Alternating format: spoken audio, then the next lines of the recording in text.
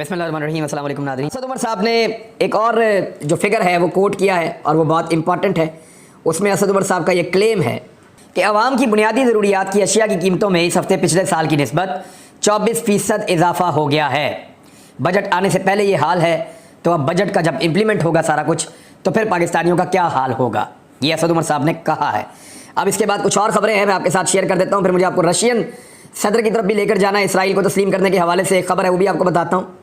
अब पहली खबर तो ये है कि पाकिस्तान की स्टॉक मार्केट में इतनी बदतरीन मंदी की है शहबाज शरीफ साहब ने, ऐसी तबाही फेरी है शहबाज शरीफ साहब ने आने के बाद। हालांकि DGISPR तो तारीफ़ कर रहे थे पहले दिन, पाक फ़ौज के तर्जमान ये कह रहे थे कि देखें मार्केट स्टेबल हो गई, मार्केट की हालत है। मैं बता देता हूँ, पाक फ़ौज के तर्जमान चाहें तो इसके ऊपर दोबारा बात कर सकते हैं। एक सर्वे की रिपोर्ट के मुताबिक पाकिस्तान स्टॉक एक्सचेंज मौजूदा सियासी और माशी सूरत हाल के बायस खित्ते की तीसरी बदतरीन कारकर्दगी का मुजाहरा करने वाली मार्केट बन चुकी है। ताज़ा तरीन आदादुशुमार बताते हैं कि पाकिस्तान स्टॉक एक्सचेंज पूरे साल में श्रीलंका के बाद, अब जो इन दिनों के अंदर हो रहा है इसको अगर आप सामने रखें तो श्रीलंका के बाद खित्ते में दूसरी बदतरीन कारकर्दगी का मुजाहरा करने वाली मार्केट बन गई है। सर्वे में कहा गया है कि 6,376 पॉइंट्स की कमी हुई है और जो हालत पाकिस्तान की स्टॉक मार्केट की कर दी है इंपोर्टेड सरकार ने आने के बाद वो आपके सामने है। मुफ्ता इस्माइल ने और शाहिद खाकान अब्बासी ने, इन दोनों ने इस बात का इशारा दे दिया है कि आने वाले वक्त में पेट्रोल की कीमतें बढ़ जाएंगी। मैंने आपको बताया कि 30 रुपये तो कम से कम वो लेवी डाल देंगे और पेट्रोलियम मसनूआत की कीमतें बढ़ेंगी। ये सिर्फ 250 पे जाकर नहीं रुकेंगी बल्कि इससे ऊपर भी चली जाएंगी। अगर ये इंपोर्टेड सरकार रहती है तो ये पब्लिक के ऊपर इसी तरह बोझ बढ़ाते चले जाएंगे। घी और कुकिंग ऑयल वो अभी हाल ही में महंगा हुआ था, लगभग कोई 250 रुपये के करीब, अभी 25 रुपये मजीद उसके अंदर इजाफा हो गया है।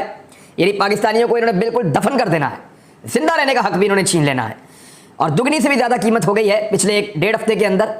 और आज ही हुकूमत ने फैसला किया है कि इसके ऊपर जो है वो ड्यूटीज़ वगैरह भी लगेंगी और नए मसाइल पैदा हो जाएंगे आम आदमी के लिए। तो पैसे इकट्ठे करके पता नहीं इस हुकूमत ने कहाँ ले जाने हैं और दबाव सारा का सारा आम आदमी के ऊपर बढ़ता चला जा रहा है। अब आ जाए रशियन प्रेसिडेंट के स्टेटमेंट की तरफ, जिन्होंने भिगो के लितरॉल की है पाकिस्तान की इंपोर्टेड सरकार की। उन्होंने क्या कहा, मैं आपको पढ़ के सुना देता हूँ। There is no in between, no intermediate state, either a country is sovereign or it is a colony, no matter what the colonies are called, and a colony has no historical prospects. If a country is not able to make sovereign decisions, it's a colony. Colony कहते हैं, जैसे माजी में ये पूरा खित्ता जो है वो बरतानिया की कॉलोनी था, जैसे अफ्रीका जो है वो फ्रांस की कॉलोनी था, स्पेन और फ्रांस से वो कंट्रोल होते थे।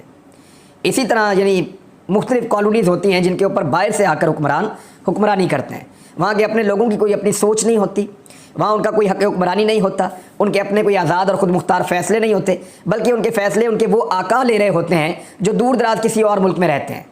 तो ऐसे ममालिक जो अपनी मर्ज़ी नहीं कर सकते, जो अपनी मर्ज़ी से जी नहीं सकते, फ़ैसले नहीं कर सकते, ख़ुद मुख्तार नहीं होते, आज़ाद नहीं होते, वो कॉलोनी कहलाते हैं।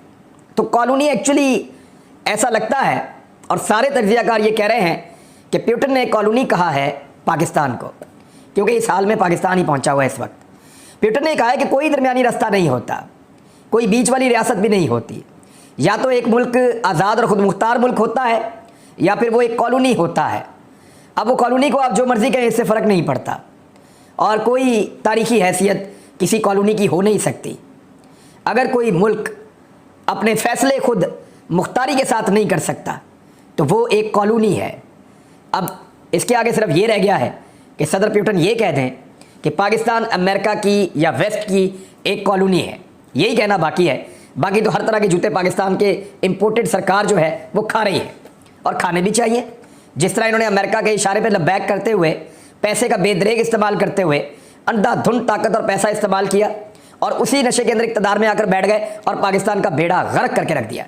हर वो काम किया जो अमेरिका चाहता है, हर वो काम किया जो एस्टेब्लिशमेंट चाहती है, हर वो काम किया जो खुद इनके फ़ायदे में है। केसेस ख़त्म करो, नैब को ख़त्म करो, अपनी जान छुड़ाओ, अपनी सहूलतें हासिल करो, और हर वो काम किया जो पाकिस्तान की पब्लिक के मफाद के ख़िलाफ़ था। पाकिस्तान की पब्लिक की कमर तोड़ के रख दी है इस इंपोर्टेड सरकार ने। यहाँ पे अगर कोई एहतजाज करे तो उसका हल क्या है, ज़रा ये भी खबर आप देख लें, बहुत इंपॉर्टेंट है। इसराइल वाला मामला जो है वो हैरेट्स के अंदर एक खबर छपी है और वो ایک جرنلسٹ ہے جس نے پورا ایک آرٹیکل لکھا ہے بہت ڈیٹیل میں, اور اس کا عنوان یہ ہے کہ پاکستان اسرائیل کو تسلیم کرنے جا رہا ہے, یہ ایک حقیقت بنتی جا رہی ہے.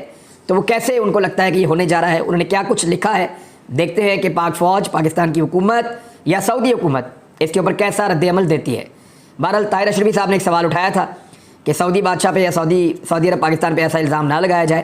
تو میں نے صرف ان سے ایک سوال پوچھا, اگر وہ جواب دے پائیں, کہ 2020 میں تل البیب سے ایک طیارہ اڑا تھا, اور وہ طیارہ سعودی عرب کا ایک نیا شہر بن رہا ہے جس کو نیوم سٹی کہتے ہیں, وہ وہاں اترا تھا, کچھ دیر قیام کیا تھا, پھر وہ طیارہ واپس چلا گیا تھا, اور اسی دن امریکی سیکرٹری خارجہ اس وقت کے وہ موجود تھے سعودی عرب میں, اور مبینہ طور پہ جو اخبارات میں چھپا تھا وہ یہ تھا کہ محمد بن سلمان جو ولی عہد ہیں سعودی عرب کے, انہوں نے غالباً ریسیو کیا تھا اس وقت کے اسرائیلی وزیر اعظم نیتن یاہو کو امریکی جو ہیں وہ سیکرٹری خارجہ کے ہمراہ.